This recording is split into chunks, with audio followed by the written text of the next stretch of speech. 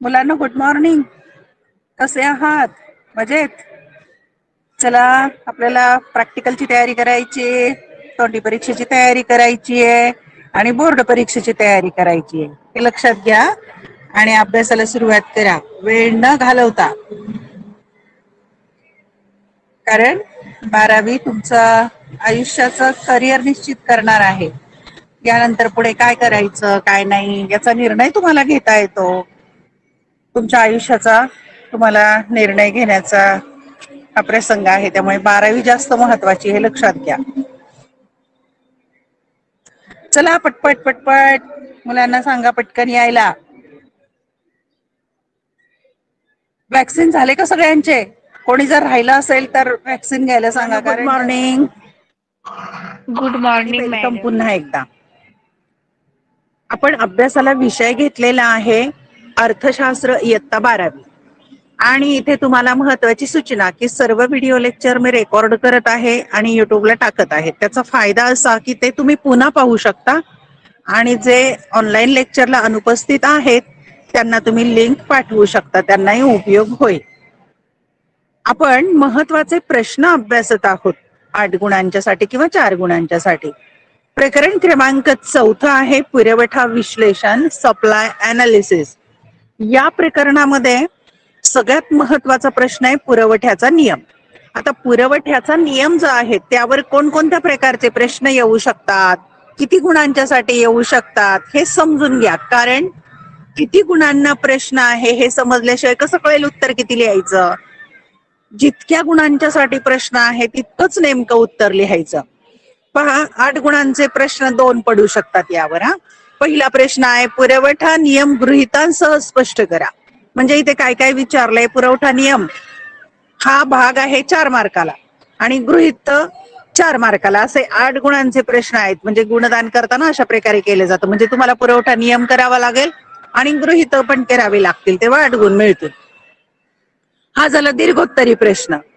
प्रश्न क्रमांक 2 आहे पुरवठा नियम अपवादांसह स्पष्ट करा. म्हणजे पुरवठा नियमाला 4 गुण आणि अपवादानं 4 गुण, असा 8 गुणांचा हा प्रश्न. म्हणजे दीर्घोत्तरी प्रश्न पुरवठा नियमावर येऊ शकतो. पुरवठा नियम त्याला जोडलेले गृहीत किंवा पुरवठा नियम त्याला जोडलेले अपवाद. आता हे झाले 8 गुणांचे प्रश्न. पण याच्यात 4 गुणांचे प्रश्न पण येऊ शकतात. कोणता येईल? तिसरा प्रश्न आहे पुरवठा नियम स्पष्ट करा 4 गुणांना. पुरवठ्याचा नियम स्पष्ट करायचा आहे. पण मग याच्यामध्ये सगळ्यात महत्वाचं लक्षात घ्यायचंय तक्ता आणि आकृती. हे सगळ्यात महत्वाचे आहे. पुस्तकामध्ये जिथे जिथे तुम्हाला आकृती दिलेली आहे आणि त्याच्याशी संबंधित प्रश्न आला की ती आकृती काढायचीच. चौथा प्रश्न आहे पुरवठा नियमाची गृहीते स्पष्ट करा. फक्त गृहीते विचारली जातील 4 गुणांच्यासाठी. म्हणजे इथे नियम नाही लिहायचा, कारण विचारलेलाच आहे गृहीते. 5वा प्रश्न आहे पुरवठा नियमाचे अपवाद स्पष्ट करा 4 गुणांच्यासाठी.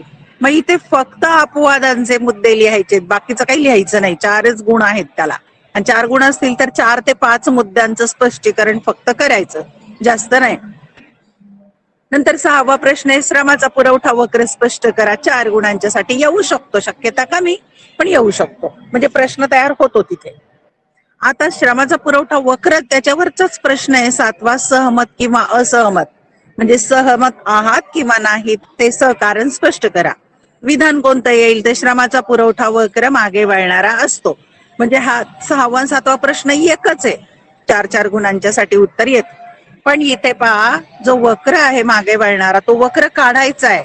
तक्ता आणि आकृती या दोन्ही गोष्टी फार महत्वाच्या असतात या अर्थशास्त्रामध्ये. जिथे जिथे तुम्हाला तक्ता आणि आकृती आहे ती काढायची. अशा प्रकारे 8 गुणांच्यासाठी पण प्रश्न येऊ शकतो. एक तर नियम आणि गृहीत, नियम आणि अपवाद. आणि 4 गुणांचे हे प्रश्न होतात पुरवठा नियम, नियमाची गृहीतक, अपवाद आणि श्रमाचा पुरवठा वक्र सहमत असहमत साठी. आले लक्षामध्ये? आता या प्रश्नाचं उत्तर, आता सलग आपण पुरवठा नियम घेऊया, पण तुम्हाला इथे प्रश्न दिलेले त्याच्यावरून कळेल नेमकं त्यातलं काय लिहायचं काय लिहायचं नाही. चला तर पाहूया आपण आता पुरवठ्याचा नियम. पहा, पुरवठ्याचा नियम हा सिद्धांत जो आहे तो पाठच करायचा. नियम म्हणजे सिद्धांत, हे सगळं पाठ करायचं या चौकोनामधलं. प्रस्तावना. आर्थिक सिद्धांतात जसे मागणी नियमाप्रमाणेच पुरवठा हा नियम सुद्धा मूलभूत नियम आहे. मूलभूत नियम आहे मागणीचा नियम. मागणी आणि पुरवठा एकाच नाण्याच्या दोन बाजू, दोन्हीही महत्वाचे आहेत. मागणीचा नियम जितका महत्वाचा आहे तितका पुरवठा नियम महत्वाचा आहे. हे एक वाक्य लिहायचंच. अल्फ्रेड मार्शल यांनी सन 1890 मध्ये प्रकाशित केलेल्या अर्थशास्त्राची मूलतत्वे या पुस्तकात मागणी नियमाप्रमाणेच पुरवठ्याचा नियमही मांडला. आता हे वाक्य तर तुम्हाला दोन ठिकाणी उपयोगाला येणार आहे. कोणतं वाक्य की 1890 हे मागणीच्या नियमात पण साल लिहायचं होतं. अर्थशास्त्रज्ञ तेच आहेत अल्फ्रेड मार्शल, आणि त्यांच्या ग्रंथाचं नाव पण तेच आहे, अर्थशास्त्राची मूलतत्वे. या ग्रंथात मागणीचा पण नियम मांडलेला आहे आणि पुरवठ्याचा पण नियम मांडलेला आहे. हे वाक्य तर आपण कालच्या लेक्चर मध्येच घेतलंय. या पुस्तकात मागणी नियमाप्रमाणेच पुरवठ्याचा नियम मांडलाय, हे लक्षात आलं. हे झालं दुसरं वाक्य. तिसरं वाक्य, या नियमाद्वारे किंमत व पुरवठा यातील परस्पर संबंध स्पष्ट केले. हे वाक्य तर मागणीच्या नियमात पण आहे. किंमत आणि पुरवठ्याच्या ऐवजी मागणी म्हटलंय तिथं. आता इथे पुरवठा म्हटलं. या पुरवठ्याच्या नियमामध्ये वस्तूची किंमत आणि वस्तूचा पुरवठा यामध्ये काय परस्पर संबंध आहे ते स्पष्ट केलेलं आहे. हे प्रस्तावनेमध्ये 3 ते 4 वाक्य आहेत. 3च वाक्य आहेत खरे. हे लिहायचेच, याच्यासाठी एक गुण आपोआप निर्धारित होतो. आले लक्षात. आता यानंतर लिहायचं आहे मूळ जो सिद्धांत आहे किंवा मूळ जो नियम आहे तो आपल्याला लिहायचा आहे. आणि तो नियम सुद्धा तुम्ही पाठांतरच करायचा. मागणीचा नियम, पुरवठ्याचा नियम, हे नियम पाठ करायचे. यानंतर लिहायचा आहे पुरवठ्याचा नियम. नियम किंवा सिद्धांत. नियम लिहिताना नेहमी अवतरण चिन्ह करूनच लिहायचा आणि पाठ करून लिहायचा. इतर परिस्थिती स्थिर असताना, हे वाक्य तर लिहायचंच. पहिलं वाक्य, वस्तूच्या अधिक किमतीला जादा नगसंख्येचा पुरवठा केला जातो. म्हणजे वस्तूची किंमत वाढली तर पुरवठा सुद्धा वाढतो. वस्तूच्या अधिक किमतीला जास्त नगसंख्येचा पुरवठा केला जातो व वस्तूच्या कमी किमतीला कमी नगसंख्येचा पुरवठा केला जातो. आणि वस्तूची किंमत कमी झाली की कमी नगसंख्येचा पुरवठा केला जातो. उदाहरणार्थ, कांदा उत्पादक शेतकरी आहे एखादा, कांद्याला जर भाव आला म्हणजे अधिक किंमत मिळायला लागली तर तो कांदा विक्रीला नेतो. आणि जर कांद्याला भाव कमी असेल, किंमत कमी मिळत असेल तर तो कांदा साठवून ठेवतो, विक्रीला नेत नाही. म्हणजेच काय, इतर परिस्थिती स्थिर असताना, इतर परिस्थिती म्हणजे पुरवठ्यावर जे परिणाम करणारे घटक आहेत ते स्थिर असतील तर वस्तूची अधिक किंमत झाली तर पुरवठा वाढतो, म्हणजे पुरवठ्याचा विस्तार होतो. आणि कमी किंमत झाली तर पुरवठा कमी होतो, म्हणजे पुरवठ्याचा संकोच होतो. हे पाठ करून लिहा. आता सोप्या शब्दामध्ये किंवा दुसऱ्या शब्दात, इतर घटक स्थिर असताना किंमत वाढल्यास वस्तूच्या नगसंख्येचा पुरवठा वाढतो, तर किंमत कमी झाल्यास पुरवठा कमी होतो. अशा प्रकारे वस्तूची नगसंख्या आणि किंमत यांचा समसंबंध असतो. हा शब्द महत्वाचा. सम म्हणजे काय, तर किंमत वाढली की पुरवठा सुद्धा वाढतो. या उलट किंमत कमी झाली की पुरवठा सुद्धा कमी होतो. म्हणून समान संबंध म्हणतात. जसा मागणी आणि किमतीच्या संदर्भात व्यस्त संबंध होता, इथे समसंबंध आहे. किंमत व पुरवठा यातील सहसंबंध किंवा समान संबंध खालील प्रकारे स्पष्ट करता येईल. आता पाहूया कशा प्रकारे स्पष्ट करता येईल. सूत्र मांडणी करायची. SX बरोबर F कंसामध्ये PX, याचा अर्थ काय, तर पुरवठा हे किमतीचं फलन आहे. S म्हणजे काय, पुरवठा, सप्लाय. X का म्हणजे काय, तर वस्तू. F म्हणजे काय, फलन. P म्हणजे किंमत. पुरवठा किमतीचे फलन आहे. आता तुम्ही इथे एवढं स्पष्टीकरण लिहिण्याची गरज नाहीये. तुम्ही फक्त हे सूत्र लिहायचं. एवढं पिवळ्या चौकटीमध्ये दिलेलं आहे. SX बरोबर F कंसामध्ये PX, एवढंच सूत्र लिहा की पुरवठा किमतीचे फलन आहे, अशा अर्थाने सूत्र लिहायचं. यानंतर ज्या गृहीतकांवर आधारित हा नियम आहे ती गृहीतक लिहायची. त्याला ॲझम्पशन्स म्हणतात. गृहीतक याचा अर्थ असा आहे की ही परिस्थिती कायम असेल तरच हा नियम अनुभवास येईल. पुरवठ्याचा नियम खालील गृहीतकांवर आधारित आहे. पहिलं गृहीतक मांडले, स्थिर उत्पादन खर्च, प्रोडक्शन कॉस्ट फिक्स आहे. उत्पादन, वस्तू तयार करण्याचा खर्च कसा आहे, कायम किंवा स्थिर. उत्पादन खर्चात बदल होत नाही असे गृहीत धरलेलं आहे. म्हणजे वस्तू तयार करण्यासाठी जो खर्च येतोय त्यात बदल होत नाही असं गृहीतक मांडलेलं आहे. त्याचं कारण काय, तर उत्पादन खर्चातील बदलामुळे विक्रेत्याच्या नफ्यात बदल होईल आणि त्याच किमतीला पुरवठा कमी केला जाईल. उत्पादन खर्च जर बदलला तर विक्रेता आहे त्याचा नफा बदलतो. जर उत्पादनाचा खर्च वाढला तर त्याला ती वस्तू कमी किमतीत विकणं शक्य होत नाही, कारण त्याला तोटा होऊ शकतो. म्हणून उत्पादन खर्चातील बदल विक्रेत्याच्या नफ्यात बदल करतो, म्हणून त्याच किमतीला कमी पुरवठा सुद्धा केला जाऊ शकतो. म्हणून उत्पादनाचा खर्च स्थिर मानायचा आहे. हे झालं पहिलं गृहीतक पुरवठा नियमाचं. दुसरं गृहीतक मांडलेलं आहे स्थिर उत्पादनाचं तंत्र, की जे टेक्निक आहे वस्तू तयार करताना वापरण्यासाठी त्याला उत्पादनाचं तंत्र म्हणतात. ते बदल होत नाही, कारण उत्पादन तंत्र बदललं की उत्पादनाचा खर्च बदलतो. उत्पादनाचा खर्च बदलला तर पुरवठ्यावर परिणाम होतो, म्हणून नफ्यावर परिणाम होतो. म्हणून उत्पादन तंत्र टेक्निक स्थिर आहे. उत्पादन तंत्रात बदल होत नाही असे गृहीत धरले आहे. सुधारित तंत्रामुळे उत्पादनात वाढ होते, त्याच किमतीला पुरवठा वाढतो. आता आपल्याला नियम मांडायचा काय आहे, तर वस्तूची किंमत वाढल्यानंतर पुरवठा वाढतो. पण जर उत्पादनाचं तंत्र सुधारित झालं तर किंमत कमी असलं तरी सुद्धा पुरवठा वाढू शकतो आणि हे टाळायचं आहे. म्हणून उत्पादनाचं स्थिर तंत्र असं गृहीतक मांडलेलं आहे. तिसरं गृहीतक आहे हवामानाच्या स्थितीत बदल नाही, म्हणजे नैसर्गिक परिस्थितीत बदल नाही असा त्याचा अर्थ. हवामानाच्या स्थितीत बदल होत नाही हे गृहीत धरले आहे. पूर, भूकंप, दुष्काळ अशा नैसर्गिक आपत्तींमुळे पुरवठा घटू शकतो. आता हे विशेषतः शेती उत्पादनाच्या संदर्भात लागू होतंय, की पहा विशिष्ट प्रकारचं हवामान असेल तर चांगलं पीक येतं, नसेल तर पीक व्यवस्थित येत नाही. म्हणजेच काय, नैसर्गिक आपत्ती असतील की खूप पाऊस पडलाय किंवा खूप कमी पाऊस पडलाय, म्हणजे दुष्काळ असेल, भूकंप आलाय, पूर आलाय, अशा नैसर्गिक आपत्ती किंवा नैसर्गिक संकट आली तर विविध वस्तूंचा पुरवठा कमी होऊ शकतो. म्हणजेच काय, इथे वस्तूच्या किमतीचा काही परिणाम होत नाही. म्हणून हवामानाची स्थिती किंवा नैसर्गिक परिस्थिती कायम आहे असं मानलेलं आहे. तिसरं चौथं गृहीतक आहे सरकारी धोरणात बदल नाही, की सरकार जे कर आकारणी करतं त्या किंवा व्यापार विषयक जे नियमावली असते त्यामध्ये अजिबात बदल होत नाही असं गृहीत मांडलेलं आहे. कारण का, तर त्या कर आकारणीच्यामुळे वस्तूच्या किमतीमध्ये बदल होतो आणि विक्रेत्याच्या नफ्यामध्ये बदल होऊ शकतो, म्हणून हे गृहीतक मांडलेलं आहे. सरकारच्या व्यापार विषयक व कर विषयक धोरणात कोणताही बदल होत नाही असे गृहीत धरण्यात आलेले आहे. म्हणजे सरकारचं जे धोरण आहे ते कायम आहे, कर वाढवत पण नाहीयेत आणि कर कमी पण करत नाहीयेत, अशा प्रकारे हे गृहीतक मांडलेलं आहे. क्रमांक 5 वाहतुकीचा खर्च स्थिर, की वस्तू जिथे तयार झालेली आहे तिथून विक्रीच्या ठिकाणापर्यंत वाहून नेण्याचा खर्च वाहतूक खर्च. आता वाहतूक खर्च व वाहतूक सुविधा यात कोणताही बदल होत नाही असे गृहीत मानले. कारण काय, त्याचं उदाहरण पाहू. चांगल्या वाहतूक सुविधांमुळे किंमत तीच असताना पुरवठ्यात वाढ होऊ शकते. जर वाहतुकीच्या सुविधा आहेत मग किंमत तीच असेल तरी सुद्धा पुरवठा वाढविला जाऊ शकतो. आणि हे टाळायचं असेल तर वाहतुकीचा खर्च स्थिर मानलेला आहे. हे झालं 5वं गृहीतक. 6वं गृहीतक मांडलंय इतर वस्तूंच्या किमती स्थिर, की एका वस्तूच्या किंमत बदलाचा परिणाम दुसऱ्या वस्तूच्या पुरवठ्यावर होतो, म्हणून ते टाळायचंय. म्हणून इतर वस्तू ज्या आहेत त्याच्या संदर्भात हा मुद्दा मांडलेला आहे गृहीतक, की इतर वस्तूंच्या किमती कायम आहेत, बदलत नाहीत. इतर वस्तूंच्या किमती स्थिर आहेत असे गृहीत धरण्यात आले आहे.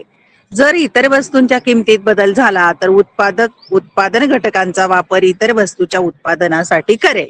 उदाहरण आपण घेतलेलं होतं की कांदा निर्माण करण्यासाठी शेतकरी जे शेत वापरतोय, पण जर त्याला एखाद्या फळ पिकाला जर भाव येत असेल आणि तेव्हा त्याच्यासाठी तो वापरू शकतो का, तर त्याला आता तिथे नफा येतोय. म्हणजे काय केलेलं आहे त्याने, जे कांद्यासाठी शेत वापरायचं आहे ते दुसऱ्या पिकासाठी वापरले. म्हणजे उत्पादन घटकाचा वापर इतर कारणासाठी, इतर दुसऱ्या वस्तूंच्या उत्पादनासाठी केला जातो, म्हणून इतर वस्तूंच्या किमती स्थिर मानलेल्या आहेत. 7वं गृहीतक मांडलेलं आहे भविष्यकालीन किमतीचा अंदाज नाही, की एखादा विक्रेता भविष्य काळामध्ये वस्तूची किंमत कमी किंवा जास्त होईल असा अंदाज करत नाही. भविष्य काळात वस्तूंच्या किमतीत होणाऱ्या बदलाविषयी उत्पादक विक्रेत्याला कोणताही अंदाज करता येत नाही असे गृहीत धरण्यात आले, की भविष्यामध्ये आपल्या वस्तूला अधिक भाव येईल किंवा भाव मिळणार नाही असा अंदाज अजिबात करत नाही, असं गृहीतक मांडलेलं आहे. कारण भविष्यकालीन किमतीचा अंदाज केला तर विक्रेत्याच्या पुरवठ्यावर परिणाम होतो, नफ्यावर परिणाम होतो किंवा तो बदलू शकतो, म्हणून हे गृहीतक मांडण्यात आलेलं आहे.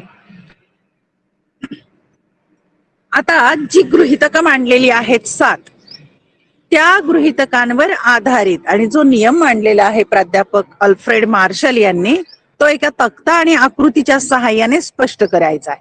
आता आपण पाहूया पुरवठ्याचा नियम या पत्रकाच्या सहाय्याने किंवा आकृतीच्या सहाय्याने आपण स्पष्ट करूया. त्याला म्हणायचं पुरवठा पत्रक. त्याच्यामध्ये 2 रकाने करायचे. एक आहे क्ष वस्तूची प्रति किलो किंमत रुपयामध्ये दिलेली, एक वस्तू आहे 1 किलोची किंमत दिलेली आहे, आणि दुसऱ्या रकान्यामध्ये क्ष वस्तूचा पुरवठा आहे, म्हणजे नगसंख्या किती किलोग्रॅम पुरवली जाते, विशिष्ट किमतीला किती नगसंख्या पुरवली जाते. आता पहा, इथे वस्तूची किंमत जी आहे 10, 20, 30, 40, 50 अशी वाढत गेली. त्याच वेळेला त्या वस्तूचा पुरवठा 100, 200, 300, 400, 500 वाढत गेला. म्हणजेच काय, वस्तूची किंमत वाढत गेली तसा त्या वस्तूचा पुरवठा वाढत गेला. उलटही विधान करू शकतो. वस्तूची किंमत 50 पासून 10 पर्यंत जर कमी होत गेली तर वस्तूचा पुरवठा सुद्धा 500 पासून 100 पर्यंत कमी होत जातो. म्हणजे इथे या तक्त्यावरून वस्तूची किंमत आणि त्या वस्तूचा पुरवठा यांचा समान संबंध दिसून येतोय. समसंबंध हे विसरायचं नाही, समसंबंध दिसून येतो परस्पर. आता याच पत्रकावरून किंवा कोष्टकावरून आपल्याला आकृती काढायची, पण तत्पूर्वी आपण त्याचं थोडक्यात स्पष्टीकरण करूया. आकृतीमध्ये क्ष वस्तूची किंमत आणि नगसंख्या यातील प्रत्यक्ष संबंध स्पष्ट केला आहे. सम म्हणजेच प्रत्यक्ष संबंध. लक्षात घ्या, जेव्हा किंमत 10 रुपये पासून 20, 30, 40, 50 रुपयापर्यंत अनुक्रमे वाढते, तेव्हा पुरवठा सुद्धा 100, 200, 300, 400, 500 नगसंख्येपर्यंत वाढतो. याचा अर्थ जेव्हा किंमत वाढते तेव्हा पुरवठाही वाढतो, किंमत कमी होते तेव्हा पुरवठाही कमी होतो. म्हणजेच वस्तूची किंमत आणि पुरवठा यात समसंबंध असतो. आता हे जे स्पष्टीकरण आहे तेच आपण आकृतीमध्ये पाहूया. आता या कोष्टकावरून आकृती काढायची. आकृतीमध्ये पुरवठा वक्र दर्शवलेला आहे. आता लक्षात घ्या, अ आणि क्ष अक्षावर नेहमी पुरवठा हा शब्द लिहायचा, य अक्षावर नेहमी किंमत लिहायची आहे. मागणी असेल तर इथं मागणी होते, पण किंमत नेहमी अ आणि य अक्षावर येते. आता आपण किंमत नोंद करून घेतली 10, 20, 30, 40, 50 आणि पुरवठाही 100, 200, 300, 400, 500 लिहून घेतला आणि हे बिंदू जोडले. 10 रुपये किमतीला जेव्हा 10 रुपये किंमत होती तर 100 पुरवठा, 20 रुपये किमतीला 200 पुरवठा, 30 रुपये किमतीला 300 पुरवठा, 40 रुपये किमतीला 400 पुरवठा, 50 रुपये किमतीला 500 पुरवठा. हे बिंदू जोडले. आता जे बिंदू आपण निश्चित केलेले आहेत ते बिंदू आपण सरळ रेषेने जोडून घेऊया. मग हे बिंदू जोडले की प प हा वक्र तयार होतो. त्याला नाव द्यायचं प प, म्हणजे पुरवठ्याचा वक्र. इथे बाण दाखवलाय पहा, म्हणजे असा बाण दाखवायचा. हा डावीकडून उजवीकडे वर सरकत जाणारा पुरवठा वक्र तयार होतो. तो काय दर्शवतो, तर जसजशी किंमत वाढते तसतसा पुरवठा वाढतो, जसजशी किंमत कमी होते तसतसा पुरवठा देखील कमी होतो. आकृतीचं स्पष्टीकरण लिहायचं थोडक्यामध्ये. वस्तूचा पुरवठा नगसंख्या क्ष अक्षावर आणि किंमत या अक्षावर दर्शवली आहे. प प हा पुरवठा वक्र डावीकडून उजवीकडे वर जाणारा असून किंमत व पुरवठा यात प्रत्यक्ष संबंध दर्शवला आहे. इथे दिसतंय की वस्तूची किंमत आणि त्या वस्तूचा पुरवठा यामध्ये प्रत्यक्ष किंवा समसंबंध आहे, हे लक्षात येत आहे आपल्याला. आता आपण आकृती काढलेली आहे. यानंतर हा जो नियम आपण सिद्ध केलेला आहे, गृहीतक, आकृती आणि कोष्टकाच्या सहाय्याने, या नियमाला काही अपवाद आहे. यानंतर आपण पाहूया पुरवठा नियमाचे अपवाद. अपवाद या शब्दाचा अर्थ मी पुन्हा पुन्हा सांगते. अपवाद याचा अर्थ काय, तर जो नियम अभ्यासला आहे तो नियम लागू न असणाऱ्या किंवा लागू न होणाऱ्या ज्या बाबी आहेत त्या नियमाला अपवाद. आले लक्षात. पुरवठा नियमाचे अपवाद खालील प्रमाणे. त्यातला पहिला महत्वाचा अपवाद आहे श्रमाचा पुरवठा, आणि हा एक वेगळा छोटा प्रश्नही होऊ शकतो 2 मार्काच्या साठी किंवा 4 मार्कांच्या साठी. आता पहा, श्रमाचा पुरवठा श्रमाच्या पुरवठा वक्राच्या संदर्भामध्ये किंवा श्रमाचा पुरवठा, श्रम हा घटक, पुरवठा नियमाचा अपवाद कसा आहे ते आपण पाहूया. दिलेल्या वेतन दरावर श्रमिकांनी केलेल्या कामाचे तास म्हणजे श्रमाचा पुरवठा होय. श्रमाचा पुरवठा म्हणजे काय, तर दिलेल्या वेतन दरावर की ज्या वेतन दरावर किंवा ज्या पगारावर, ज्या मजुरीवर त्या श्रमिकाने केलेलं काम, श्रमिकाने केलेल्या कामाचे तास म्हणजे किती तास काम करतो तो विशिष्ट रकमेमध्ये, विशिष्ट वेतनामध्ये, विशिष्ट मजुरीमध्ये, त्याला श्रमाचा पुरवठा असं म्हणतात. तो पुरवठा वक्र आलेखाच्या सहाय्याने दाखवता येतो. म्हणजे आलेख काढून किंवा वक्र काढून आपल्याला वक्र दर्शवता येतो. यामध्ये मजुरीचा दर वाढत असताना कामाचे तास, मजुरीचे दर वाढत असताना कामाचे तास म्हणजे श्रम पुरवठा वाढतो. म्हणजे जास्त मजुरी जर मिळाली तर तो श्रमिक अधिक काम करतो, एखादा कामगार ओव्हर टाइम करून पैसे कमावतो, त्यामुळे पुरवठा वक्र वर जातो. थोडक्यातच तो काम वाढलेला आहे, पुरवठ्याचं वाढलेलं आहे म्हणजे तो वक्र वरती जातो. पण मजुरीचा दर पुढे वाढल्यास श्रमाचा पुरवठा म्हणजे कामाचे तास कमी होतात. म्हणजे त्यापेक्षा अधिक जर मजुरी मिळाली तर तो जादा काम करत नाही. कारण असं की त्यालाही शारीरिक मर्यादा असतात काम करण्याच्या, विशिष्ट काळच तो काम करू शकतो आणि काही विशिष्ट मर्यादेनंतर त्याच्या गरजा बऱ्याचशा पूर्ण झालेल्या असतात. त्यामुळे तो आराम, मनोरंजन, करमणूक याला वेळ द्यायला लागतो, कारण त्याच्याकडे आवश्यक तेवढा पैसा येतो. म्हणून तो आपल्या कामाचे तास कमी करतो आणि श्रमाचा पुरवठा वक्र मागे वळतो. म्हणून उलटा वक्र वळतो. जसं तुम्ही साप पाहिलंय ना, अचानक मागून हल्ला तर नाही करत पण तो वळतो. जर त्याला पकडायचा प्रयत्न केला तर उलटा होऊन दंश करण्याचा प्रयत्न करतो. तसंच पुरवठा वक्र सुद्धा मागे वळतो. कारण मजुरीच्या स्वरूपात जास्त रक्कम मिळाल्यानंतर श्रमिक विश्रांतीच्या अपेक्षेने श्रमाचा पुरवठा कमी करतो. मजुरी जास्त मिळाली तर त्याचा आराम करण्याकडे कल निर्माण होतो. म्हणजेच एका विशिष्ट पातळीनंतर वेतन दर वाढल्यास श्रमाचा पुरवठा कमी होतो. एका विशिष्ट पातळीनंतर वेतन जरी अधिक वाढवलं, त्याला अधिक पैसे दिले तर तो अधिक काम करत नाही. हे श्रमाच्या मागे मिळणाऱ्या पुरवठा वक्राच्या सहाय्याने स्पष्ट करता येते. ते पुरवठा वक्रावरून स्पष्ट होत आहे. मग त्यासाठी आपण आकृती आणि पत्रकाच्या सहाय्याने हा श्रमाचा पुरवठा वक्र स्पष्ट करूया. आता पाहू. कोष्टक किंवा पत्रक आणि त्यावरून आकृती. श्रमाचे पुरवठा पत्रक, याच्यामध्ये 3 रकाने दिलेत. पहिल्या रकान्यात वेतनाचा दर दिलाय रुपयात प्रति तास, म्हणजे एका तासाला किती पैसे मिळतात त्या कामगाराला. नंतर कामाचे तास दिलेले दर दिवशी, मग तेवढ्या रकमेमध्ये जेवढं वेतन मिळते तो किती तास काम करतो, मग आणि त्याला एकूण किती पैसे मिळतात अशा अर्थाने. आता पहा, वेतनाचा दर आहे 100 रुपये, म्हणजे एका तासाला 100 रुपये मिळतात एखाद्या कामगाराला काम केल्याबद्दल. मग त्याने 5 तास काम केलं तर 100 गुणिले 5 होईल. त्याला त्या दिवसाला किती मिळाले, एकूण 500 रुपये मिळाले. आता वेतनाचा दर वाढला म्हणजे त्याने 1 तास काम केलं की 200 रुपये मिळायला लागले. मग त्याला वाटते चला ओव्हर टाइम मिळतोय, ज्यादा काम करू आपण, पैसे मिळतायत, म्हणून तो काय करतो, 5 तास पूर्वी करत होता आणखी 2 तास काम वाढवतो, 7 तास काम करतो. मग 200 गुणिले 7 किती झाले, तर त्याला 1400 रुपये मिळतात. आता पहा, की जसं वेतन वाढतं तसं त्याच्या गरजा पूर्ण व्हायला लागतात आणि शेवटी तो किती तास काम करू शकणार आहे, त्याला आराम, थकवा येतोच. आता पहा, अधिक वेतनाचा दर वाढला म्हणजे त्याने 1 तास काम केलं तर 300 रुपये मिळायला लागले. तर उलट काय होतंय, तर तो कामाचे तास 7 वरून 6 करतो.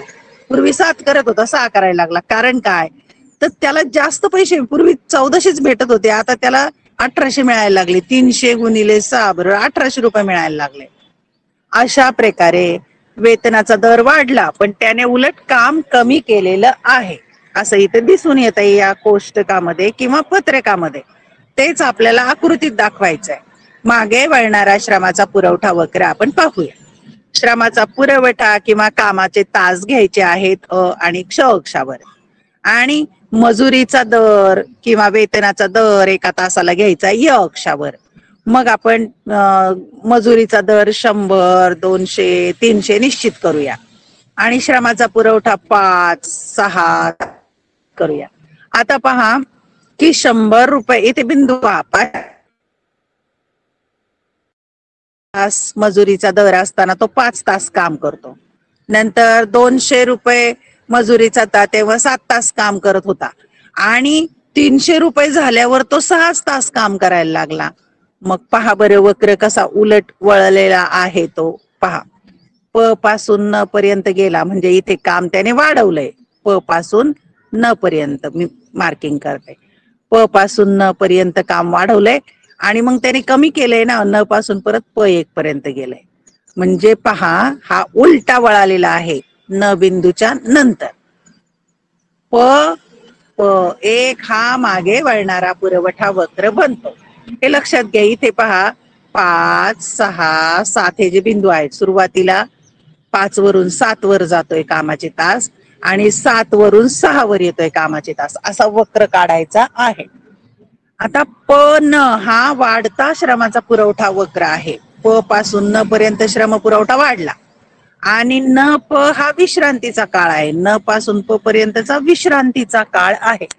अशा प्रकारे श्रमाचा पुरवठा वक्र मागे वळणारा असतो. हा 4 गुणांच्या साठी सहमत, असहमत किंवा 2 गुणांच्या साठी कुठेतरी संकल्पना स्पष्ट करा. अशा प्रकारे यावर प्रश्न येऊ शकतो. आता आपण या आकृतीचं किंवा श्रमाचा पुरवठा वक्र मागे वळणारा आहे त्याचं स्पष्टीकरण लिहिणं पण गरजेचं आहे. आकृतीमध्ये क्ष अक्षावर श्रमाचा पुरवठा म्हणजे कामाचे तास दाखवलेत आणि य अक्षावर मजुरीचा दर दाखवलेला आहे. प हा मागे वळणारा पुरवठा वक्र आहे. वेतन दर ₹100 वाढल्यास श्रमाचा पुरवठा 5 तासांचा होतो.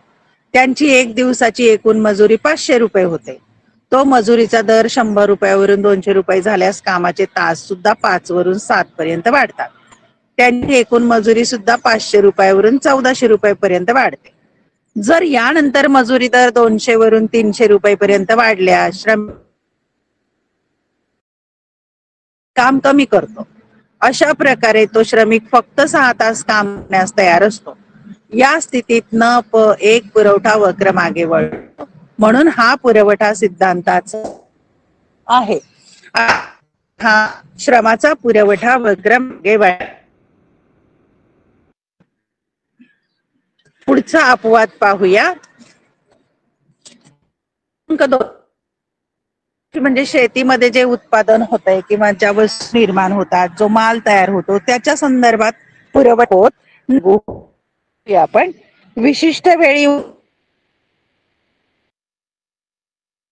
शेतीमालाच्या संदर्भामध्ये कोणतंही पीक येण्यासाठी त्याला कालखंड निश्चित आहे की त्याला किती काळ लागणार, महिने 2 महिने. मेथी, कोथंबीर किंवा भाजीपाला, बटाटे, ऊस त्याला ठराविक कालावधी निर्धारित आहे. काळात शेती उत्पादन तयार होतं. कारण पीक येतं. हवामानात प्रतिकूल बदल झाले शेतीचे उत्पादन तेव्हा जास्त किमतीलाही वस्तूचा पुरवठा वाढणार नाही. आता कांद्याला भाव वाढत, कांदा लागवड करणार केव्हा?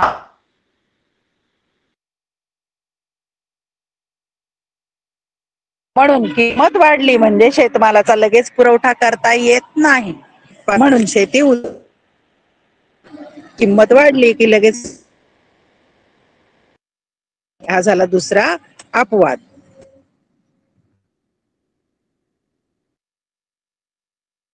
तीव्र म्हणजे खूप गरज असते शेतकऱ्याचं. जर उदाहरण घेतलं की उत्पादन तयार झालंय, माल तयार झाला, तो पटकन विकायचा आणि पैसे मोकळे, त्याला म्हणायचं रोख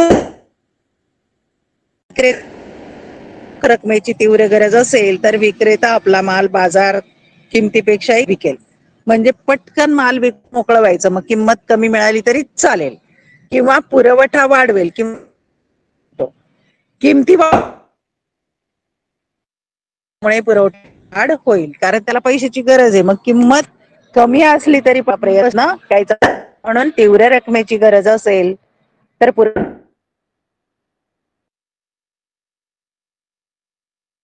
नाशवंत वस्तू. आता वस्तूचे प्रकार आपण अभ्यासले. एक तर टिकाऊ वस्तू, टीव्ही, फ्रीज वगैरे जर म्हटलं तर टिकाऊ वस्तू, आणि अंडी, भाजीपाला, दूध, मांस नाशवंत वस्तू. नाशवंत वस्तूंना पुरवठा होत नाही.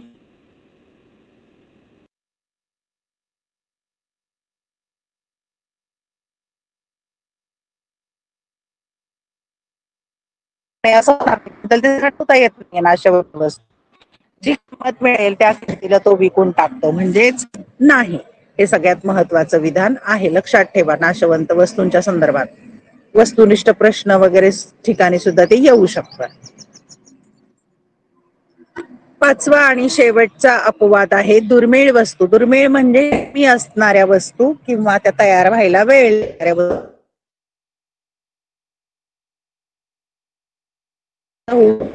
पटकन उपलब्ध होऊ शकते सुद्धा पुरवठा नियम लागू होत नाही किंवा सिद्ध होत नाही. पाहू आपण दुर्मिळ चित्र. कलाकार त्याने तयार केलेली चित्र आहेत ते पुन्हा पुन्हा तशी चित्र तो तयार करत नाही. नाणी, मौल्यवान वस्तू इत्यादी. आता या वस्तूंची निर्मिती पुन्हा पुन्हा करता येत नाही. या वस्तूंची निर्मिती पुन्हा पुन्हा करता येत नाही, म्हणून अशा वस्तूंच्या किमती वाढल्या तरी पुरवठा वाढवता येत नाही. ज्या ऐतिहासिक वस्तू आहेत किंवा खूप दुर्मिळ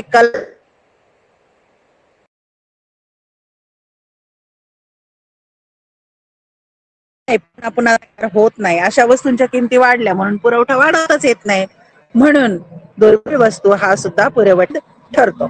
अशा प्रकारे हे पुरवठा नियमाचे 5 अपवाद आहेत. मुलांना धन्यवाद. व्हिडिओ लेक्चर जर आवडलं तर युट्यूबला जाऊन ना पहा आणि आपल्या मित्रमैत्रिणींना या लेक्चरची लिंक. पण अतिशय महत्वाची आवृत्ती घेत आहोत 8 गुणांच्यासाठी किंवा त्यांच्यासाठी येणारे जे प्रश्न आहेत त्याचा उल्लेख. त्याचप्रमाणे अर्थशास्त्रामध्ये जे सिद्धांत आहेत किंवा नियम आहेत किंवा महत्वाचे प्रश्न आहेत दीर्घोत्तरी विशेषतः ते मी पुन्हा शिकवत आहे आणि त्या प्रश्नाच्या उत्तरामध्ये काय लिहायचं त्याचंही मार्गदर्शन तुम्हाला इथे मी देत आहे. अभ्यासासाठी खूप खूप शुभेच्छा मुलांना. टेलिग्रामला पण चॅनल केलंय बरं का मुलांना. टेलिग्राम चॅनल जर जॉईन केलं तर तुम्हाला काय आहे त्याचा